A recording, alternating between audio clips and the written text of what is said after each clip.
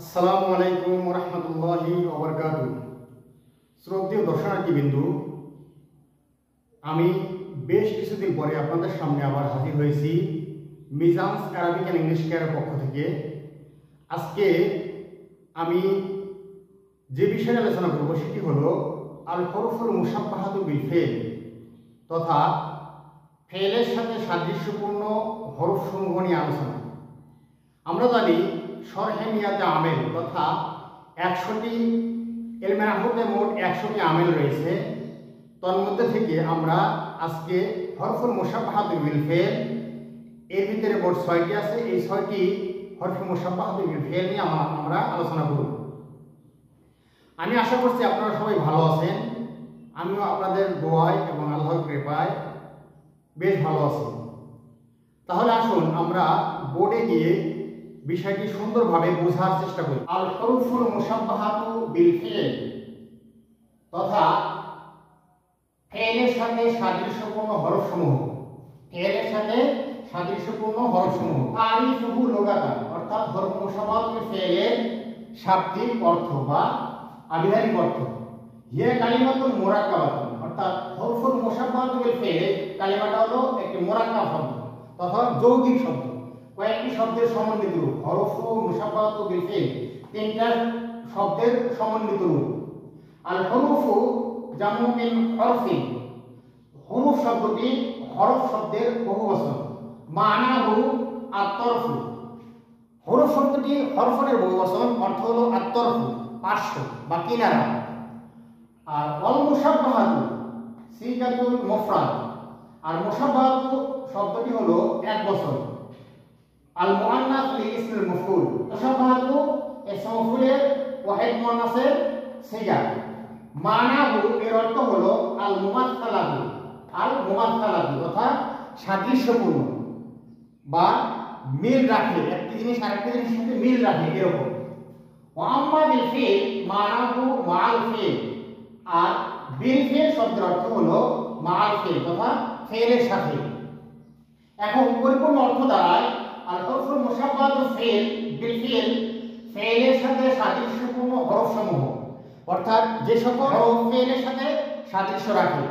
যেমন আমরা জানি যে ফেল কি করে, তার ফাইলকে রফা দেয়, মফউলকে নসব দেয়। এই দৃষ্টিকোণ থেকে ফেলের সাথে সাদৃশ্যপূর্ণ তথা ফেলের সাথে মিল রাখে। এই কারণে এই হরফগুলোকে হরফুল মুশাব্বাহাতু বিল ফিল বলা হয়। এখন আমরা পড়ব তারিফুহু ইসতিলাহান। তারিফুহু ইসতিলাহান অর্থাৎ হরফুল মুশাব্বাহাতুল ফিলের পারিভাষিক সংজ্ঞা। ওয়ালা সাহিবুল কাফিয়া, কাফিয়া প্রণেতা বলেন, একটি বিখ্যাত নাহুর গ্রন্থ কাফিয়া, এই কাফিয়া প্রণেতা বলেন হিয়াল হুরুফুল লাতী তাশাব্বাহা মাল আফআল ওয়া তাদখুলু আলাল মুবতাদা ওয়া খবরি ফাতানসিবুল ইসমা ওয়া তারফাউল খবরা। অর্থাৎ হিয়াল হুরুফুল লাতী হরফ মুশাব্বাহাতুল ফিল হলো ওই সমস্ত হরফ আল্লাতী তাশাব্বাহা মাল আফআল, যে হরফগুলি ফিলের সাথে সাদৃশ্য রাখে, মিল রাখে। ওয়া তাদখুলু আলাল মুবতাদা ওয়া খবরি, এবং এগুলো মুবতাদা এবং খবরের পূর্বে প্রবিষ্ট হয় বা মুবতাদা ও খবরের পূর্বে আসে। ফাতানসিবুল ইসমা, ইসমকে নসব দেয় এবং খবরকে রফা দেয় বা পেশ দেয়। এখন আমাদের কথা হলো হরফুল মুশাব্বাহাতুল ফিল এর সংখ্যা কতটি এবং এটি কি আমল করে, এটি বাকির ভিতরে কি আমল করে।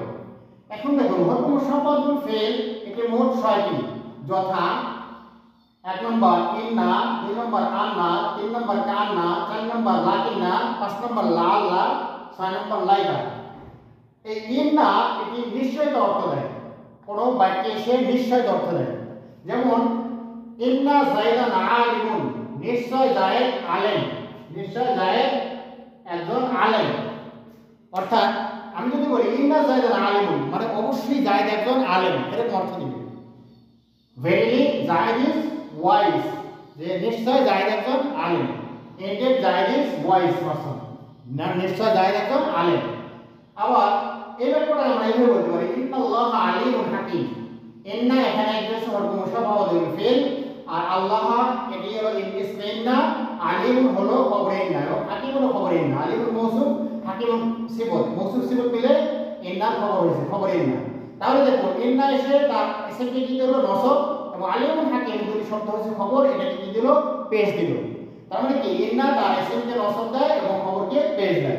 ইন্নাল্লাহ আলিমুন হাকিম, নিশ্চয় আল্লাহ তাআলা মহাজ্ঞানী এবং বিজ্ঞানময়। দুই নম্বর হলো আন্না, এটিও নিশ্চয়তা অর্থ দেয়। যেমন বালাগানি আন্নাকা মুস্তাহিদুন, আমার নিকটে এই তথ্য পৌঁছেছে যে নিশ্চয় তুমি পরিশ্রমী বা তুমি মুস্তাহিদ। মুস্তাহিদ শব্দের অর্থ হলো পরিশ্রমী।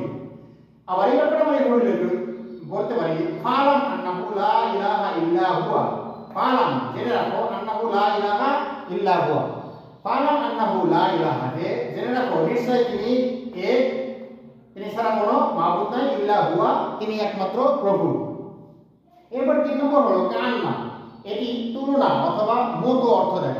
একটা জিনিস আরেকটির সাথে তুলনা করতে অথবা একটা জিনিস আরেকটির মতো এরকম অর্থ দেয়। যেমন জায়গা আসাদু, জায়েদ সিংহের মতো, জায়েদ সিংহের মতো বা জায়েদ সিংহের ন্যায়। কান্না বকরান হিমারুন, বকর গাধার মতো, বকর গাধার মতো। এখানে কান্না হরফ মুশাব্বাহুল ফিল, বকরান ইসমে হরফ মুশাব্বাহুল ফিল, আর হিমারুন খবরে হরফ মুশাব্বাহুল ফিল। তাহলে বকর গাধার ন্যায়। এরপরে লাকিন্না, কিন্তু অথবা তবে অর্থ দেয়। যেমন মুআল্লিমুন হাযিরুন লাকিন্না তালিবুন গায়বুন, অর্থাৎ শিক্ষক উপস্থিত আছেন কিন্তু ছাত্র অনুপস্থিত। এখানে এই লাকিন অর্থ হলো কিন্তু, মুআল্লিমুন হাযিরুন লাকিন্না তালিবুন গায়বুন, শিক্ষক হাজির বা উপস্থিত কিন্তু ছাত্র অনুপস্থিত, শিক্ষক উপস্থিত তবে ছাত্র অনুপস্থিত। আবার ওয়ালাকিন লা ইয়াশউরুন, আল্লাহ তাআলা বলেন ওয়ালাকিন লা ইয়াশউরুন, একটা আয়াত সূরা বাকারার ভিতরে, যে তারা মুমিনদেরকে ধোঁকা দেয়। আসলে তারা প্রকৃতপক্ষে মুমিনদেরকে ধোঁকা দিতে পারে না। ওয়ালাকিন লা ইয়াশউরুন, তারা নিজেরাই নিজেকে ধোঁকা দেয় কিন্তু তারা তা বুঝতে পারে না। তাহলে লাকিন লা ইয়াশউরুন, লাকিন লা ইয়াশউরুন, এটা হলো লাকিন শব্দটি হরফ মুশাব্বাহুল ফিল, এর পরবর্তী ইয়াশউরুন শব্দটি হচ্ছে খবর, আর এর ভিতরে জমির আছে, জমিটা হচ্ছে ইসমে লাকিন না।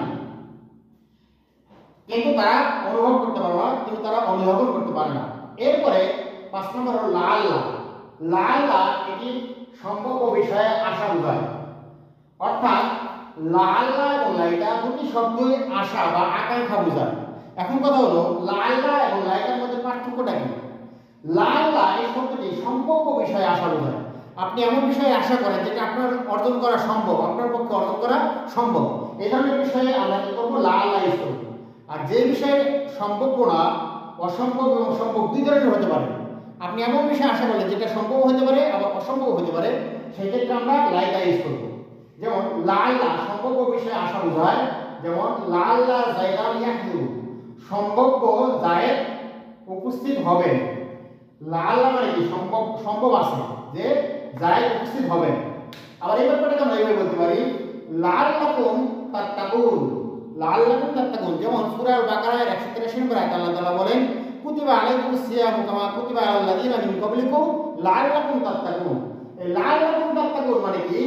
সম্ভবত তোমরা মুত্তাকি হতে পারবে। লাআল্লাকুম তাত্তাকুন মানে সম্ভবত তোমরা মুত্তাকি হতে পারবে। এখানে মুত্তাকি হওয়া কি আছে? সম্ভাবনা আছে বা সম্ভব। একজন মানুষ চাইলে মুত্তাকি হতে পারে রোজা রাখার মাধ্যমে, এইজন্য এখানে লাআল্লাহ শব্দ ইউজ করা হয়েছে। এরপরে লাইকা সম্ভাব্য বা অসম্ভাব্য দুই ধরনের বিষয়ে আশঙ্কা বা আশা বা আকাঙ্ক্ষা বোঝায়। যেমন লাইকা শাবাবা ইয়াউদু, আমার যৌবন যদি আবার ফিরে আসতো। যৌবন কখনো ফিরে আসা কারো পক্ষে কি নয়, সম্ভব নয়। এটা আমরা এই ক্ষেত্রে কি করবো? লাইকা ইউজ করবো, লাইকা শাবাবা ইয়াউদু। যেমন ইয়া লাইকানি কুনতু তুরাবান, কাফির মুশরিকা আখিরাতে আল্লাহ রাব্বুল আলামিনের নিকটে হাজির হয়ে তারা বলতে থাকবে ইয়া লাইকানি কুনতু তুরাবান, হে প্রভু আমরা যদি মাটি হয়ে যেতাম। কিন্তু তাদের পক্ষে সেদিন মাটি হওয়া আর সম্ভব হবে না। এই জন্য এখানে আমরা কি করবো? লাইকা ইউজ করবো। আবার এখানে আমরা লাইকাটা এই ক্ষেত্রেও আমরা ইউজ করতে পারি লাইকা যায়দান হাজিরুন, লাইকা যায়দান হাজিরুন। এই ব্যাপারটা আমরা সম্ভাব্য ক্ষেত্রে ব্যবহার করতে পারি। অর্থাৎ এই লাইকা শব্দটা সম্ভাব্য ক্ষেত্রে এবং অসম্ভব ক্ষেত্রে দুই ক্ষেত্রে আমরা ইউজ করতে পারি। যেমন এই ক্ষেত্রে অসম্ভব ক্ষেত্রে ব্যবহার হয়েছে আর লাইকা যায়দান হাজিরুন, সম্ভব ক্ষেত্রে ব্যবহার হয়েছে লাইকা যায়দান হাজিরুন, সম্ভাব্য জায়েদ উপস্থিত হবেন বা হাজির হবেন। তাহলে আমি আশা করছি শ্রদ্ধেয় দর্শনার্থীবৃন্দ এবং ছাত্রছাত্রীবৃন্দু, বিশেষ করে দাখিল এবং আলিম পর্যায়ে যারা ছাত্রছাত্রী রয়েছে আমরা মাদ্রাসার, তাদের জন্য এই প্রশ্নটা খুবই গুরুত্বপূর্ণ। 2010, 2012, 2014, 2018 সালে এই প্রশ্নটি আসছে যে মা মারা কাম ইসমাইল হারফুল মুশাব্বাহাতুল ফেল, হরফ মুশাব্বাহাতুল ফেল কতটি? বাইন আমালুহু, তার আমল বর্ণনা করো। অর্থাৎ হরফ মুশাব্বাহাতুল ফেল কাকে বলা হয়, এটি কয়টি এবং কি কি, এর আমল কি? এই প্রশ্নটা বেশ কয়েক বছর আসছে, সুতরাং এই প্রশ্নটা খুবই গুরুত্বপূর্ণ। আমরা সকলেই এই জিনিসটা শিখে নেব। হরফ মুশাব্বাহাতুল ফেল কাকে বলা হয়, হরফ মুশাব্বাহাতুল ফেল কয়টি এবং কি কি, এগুলোর আমল কি? এই বিষয়টা আমরা কিন্তু আরবিতে যখন কথোপকথন করব তখনও এই বিষয়টা খুবই গুরুত্বপূর্ণ। আমরা এই যদি এই বিষয়গুলো জানতে পারি, হরফ মুশাব্বাহাতুল ফেল সরহেমিয়াত আমি তথা 100 টি আমি যদি জানতে পারি, তাহলে আমরা আরবি ইবারত যেগুলো রয়েছে হরকত ছাড়া আরবি, অনেক ছাত্রই বলে থাকেন ক্লাসে যে হুজুর আমরা তো হরকত ছাড়া আরবি পড়তে পারি না, একটু হরকত দিয়ে দেন। আপনি বা ছাত্র বন্ধুরা তোমরা যদি এই আমেলগুলো জানতে পারো, এগুলো কি কাজ করে সেগুলো জানতে পারো, তাহলে কিন্তু তোমরা সহজে বুঝতে পারবে যে কোথায় জবর হবে কোথায় জের হবে। যেমন আমি এই ব্যাপারটা আমি যে লিখেছি ইন্না যাইদান আলিম, ইন্নার পরে কখনো কোনো শব্দ কি হবে না, পেশ হবে না। ইন্না যাইদুন হওয়ার কোনো সুযোগ নাই, যাইদিনও হওয়ার কোনো সুযোগ নাই, কেননা যাইদান শব্দটা ইন্নার ইসম হয়েছে, আর ইন্নার ইসম শব্দ কি হয়, নসব হয়। আবার আলিম শব্দটা আলিমিনও হবে না, আলিমানও হবে না, কেননা এটা ইন্নার খবর হয়েছে। ইন্না যাইদান আলিম, তথা এই ইন্নার আমল, ইন্না আন্না কানা তাকিনা লাইকাল আল্লাহ, এই সবগুলো জিনিসের একই আমল যে ইসমকে নসব দেবে, খবরকে রফা দেবে। এই আমলগুলো যদি আমরা জানতে পারি তাহলে আমরা কিন্তু নাইরা আরবি যেটাকে বলা হয় হরকত ছাড়া আরবি, সেই আরবিগুলো আমরা কি করতে পারবো, সচ্ছলভাবে অত্যন্ত সহজভাবে পড়তে পারবো। আমি আপনাদের সুস্বাস্থ্য ও দীর্ঘায়ু কামনা করে এবং অতি শীঘ্রই যাতে আপনারা আরবি এবং ইংরেজি ভাষায় দক্ষতা অর্জন করতে পারেন সেই আশাবাদ ব্যক্ত করে এখানে শেষ করছি। আসসালামু আলাইকুম ওয়া রাহমাতুল্লাহি ওয়া বারাকাতুহু।